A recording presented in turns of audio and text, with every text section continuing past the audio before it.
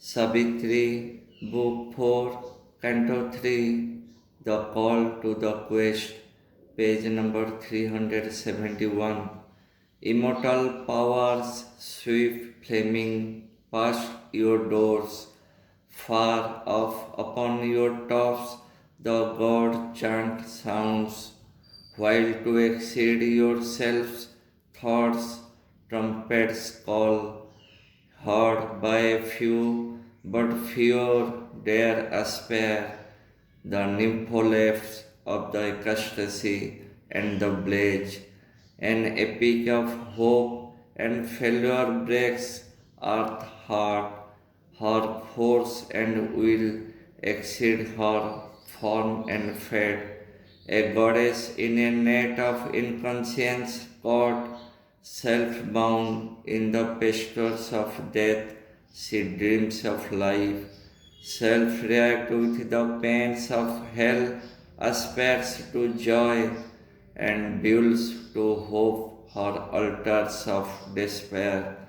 Knows that one high step might enfranchise all, and suffering looks for greatness in her sons.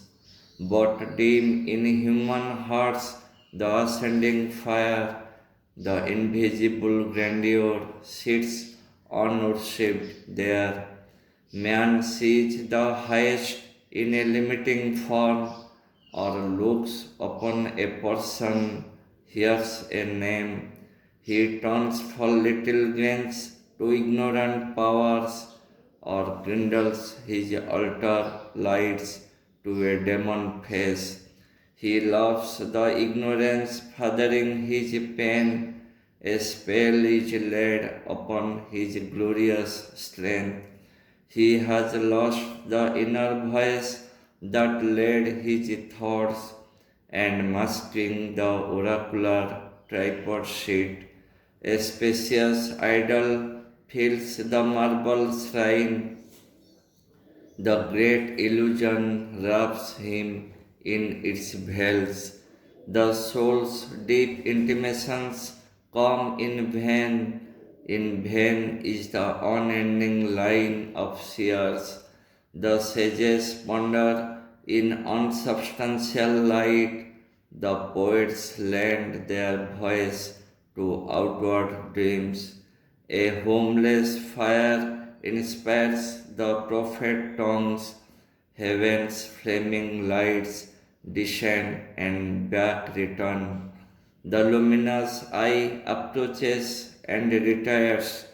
Eternity speaks, none understands its word.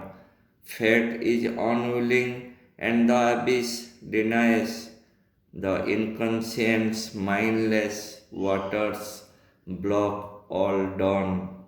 Only a little lifted is mind's screen. Only a little lifted is mind's screen.